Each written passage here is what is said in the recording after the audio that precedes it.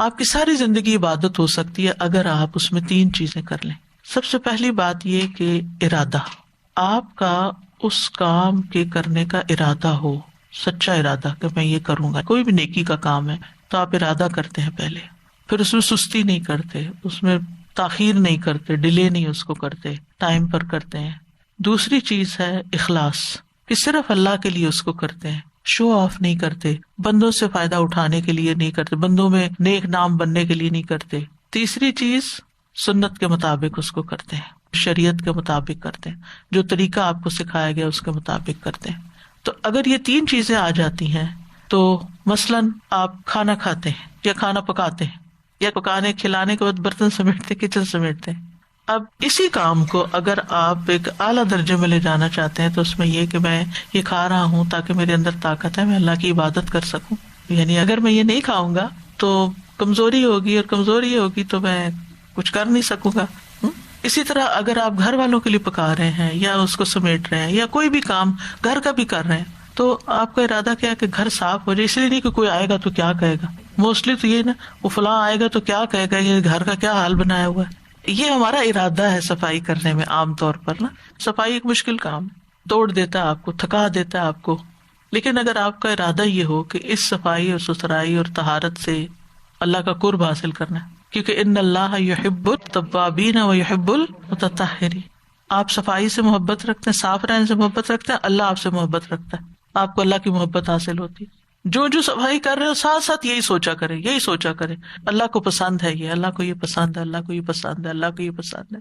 آپ کے لیے کتنا آسان ہو جائے گا. مشکل تو مشکل ہی ہے، لیکن ایٹ لیسٹ آپ کے دل میں ایک اطمینان تو ہوگا نا کہ میں نے کچھ کیا ہے اور وہ کیا ہے جو میرے نامہ اعمال میں ایک نیکی میں لکھا جائے.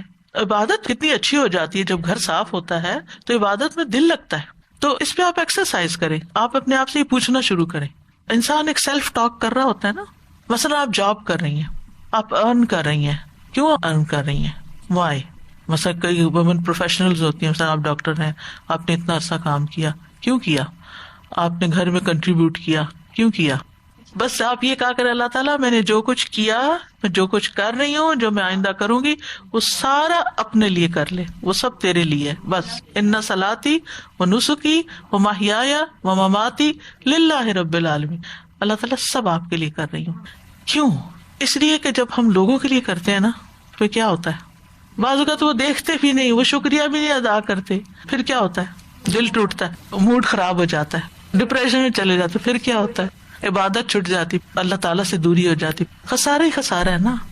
تو ہمارا دین نے ہمیں وہ بنیاد دی ہے، وہ موٹیویشن دی ہے کہ جس کی وجہ سے ہم موسٹ پروڈکٹیو انسان رہیں، اپنی زندگی میں بہت کچھ کر جائیں. کوئی ہمیں کچھ دے یا نہ دے، اٹ ڈزنٹ میٹر، یہ ہمیں کوئی فرق نہ پڑے اس سے، کیونکہ ہم سب کچھ اللہ سے مانگتے. اب ایک اور طرح اس کو دیکھیں، جو ہمیں اللہ تعالیٰ دے سکتے ہیں ریوارڈ، چاہے دنیا کا یا آخرت کا، وہ بڑا ہے یا کوئی بندہ جو ہمیں دے گا.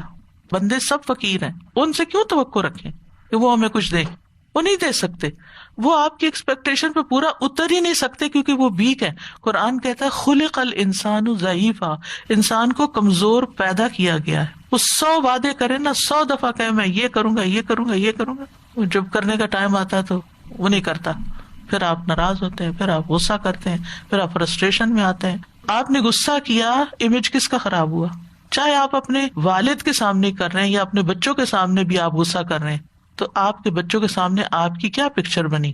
کون ہے آپ؟ جب انسان غصہ کرتا ہے نا تو مجنون ہوتا ہے، اس کی عزت خراب ہوتی ہے، وہ یوں نیچے جاتا ہے. غصہ کیا، آپ کا امیج خراب ہو گیا. کس کی نظر میں؟ صرف جس کے سامنے کر رہے ہیں، اللہ کے سامنے بھی. آپ اللہ تعالیٰ کو کیسے نظر آ رہے ہیں جب آپ منہ سے غلط باتیں نکال رہے ہیں، غصے میں نکالتے ہیں نا. میں نے بہت انالائز کیا اس چیز کو کہ جب میں غصہ کرتی ہوں یا میں غصے کی حالت میں کوئی بات کہتی ہوں تو ایک ذلت کی بات ہوتی ہے، اپنی نگاہوں میں گر جاتی ہے. کیا کیا ہے؟ خود ہی گلٹ آتا ہے نا بعد میں، مجھے نہیں یہ کرنا چاہیے تھا، یہ کیا کیا میں نے. انسان اپنی نگاہوں میں گرتا ہے، جس کے ساتھ غصہ کرے اس کی نگاہوں میں گرتا ہے، اللہ کی نگاہوں میں گرتا ہے. حاصل کیوں؟ اچھا پھر غصہ آیا کیوں؟ اسی لیے تو آیا کہ میں نے کسی سے ان ریئلسٹک ایکسپیکٹیشن رکھی تھی، اس نے اس کو پورا نہیں کیا، لہٰذا میں ناراض ہو گئی. اب اس کو تو کوئی تکلیف ہوگی یا نہیں، لیکن اپنے آپ کو کتنی زیادہ تکلیف شروع ہو جاتی ہے. Expectation brings frustration. کیونکہ جس چیز پہ ہم بوجھ ڈال رہے ہیں وہ اس کے قابل ہی نہیں کہ یعنی انسان کو اللہ نے عقل دی ہے نا، تو عقل تو استعمال کرنے کی چیز ہے. تو اگر ایسے مواقع پہ ہم عقل استعمال نہیں کرتے تو پھر کب کریں گے؟ کہ جس بندے پہ میں کوئی بوجھ ڈال رہی ہوں کہ وہ یہ بھی کر دے میرے لیے، وہ یہ بھی سوچے، وہ یہ بھی کرے، کیا وہ اس قابل بھی ہے یا نہیں؟ اور اگر وہ نہیں ہے تو پھر تو خود بھی ٹوٹوں گی، اس کو بھی توڑوں گی، حاصل کچھ نہیں ہوگا. اور پھر ہم یہ کیوں چاہتے ہیں کہ یہی بندہ کرے ہمارے لیے؟ Why that particular person? ہم اسی کے پیچھے کیوں پڑ گئے؟ مسئلہ ہمارے اندر ہے نا، کہ ہم نے اس کو اپنی ساری دنیا بنا کے اس کو پوجنا شروع کیا ہوا ہے. دس از ورشپ. یاد رکھے ایک اور بات، جس سے ہم زیادہ محبت کرتے ہیں نا، اس سے ہم توقع رکھتے ہیں. جب ہم اللہ سے زیادہ کسی بھی انسان سے یا مال سے یا اولاد سے، کسی بھی چیز سے محبت کرتے ہیں نا، اللہ تعالیٰ ہمیں اسی سے توڑتا ہے، اسی کے راستے ہمیں تکلیف پہنچاتا ہے، تاکہ ہم ہوش میں آئیں کہ کوئی بھی اس قابل نہیں ہے کہ جس کو ہم اللہ سے زیادہ پیار کریں. کوئی بھی اس قابل نہیں ہے. عبادت کی تعریف کیا ہے؟ الخضوع والتذلل مع کمال الحب والتعظیم، یعنی اللہ کے آگے عاجزی کمال حب کے ساتھ، یعنی کمپلیٹ محبت کے ساتھ. یہ نہیں کہ اچھا اللہ تعالیٰ آپ نے کہا ٹھیک ہے میں کر لیتے اللہ اکبر، یہ نہیں، کمال محبت، بہت محبت کے ساتھ اور عزت کے ساتھ، تعظیم کے ساتھ. کیونکہ محبت جو ہے نا وہ رسپیکٹ بھی ڈیمانڈ کرتی ہے.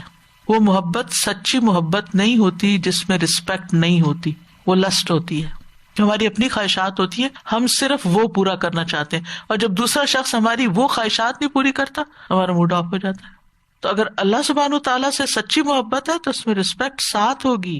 یعنی اگر آپ نے عبادت کی بے دلی کے ساتھ، چاہے نماز ہی ہو، نماز کو تو ہم عبادت کہتے ہیں، کھانا پکانا نہیں عبادت سمجھتے، جبکہ کھانا پکانا بھی عبادت ہی ہے. تو نماز میں بھی اگر اللہ کی محبت نہیں ہمارے دل میں ہوتی تو پھر وہ نماز کیسی ہوتی ہے؟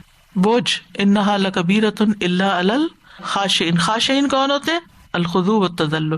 ٹھیک ہے. اور کھانا کھلانا، ویطعمون الطعام علی حبہ، کس کی محبت میں کھلاتے ہیں؟ اللہ کی محبت میں. تو یہ عبادت ہو گیا نا، پھر کھانا کھلانا عبادت بن گیا، کیونکہ اللہ کی محبت میں کھلا رہے ہیں. مسکینا و یتیما و اسیرا. ٹھیک ہے. اب مسکین تو چلو مسکین ہو گیا، یتیم یتیم، لیکن جو اسیر ہے نا، اس کی ڈیفینیشن بہت واسٹ ہے. یہ صرف جیل میں رہنے والا نہیں ہے. اب مثال کے طور پہ آپ کے گھر میں بزرگ ہیں، وہ اسیر ہیں یا نہیں؟ ریسٹرکٹیڈ لائف ہے نا ان کی، وہ اپنے لیے اٹھ کے کچھ نہیں کر سکتے.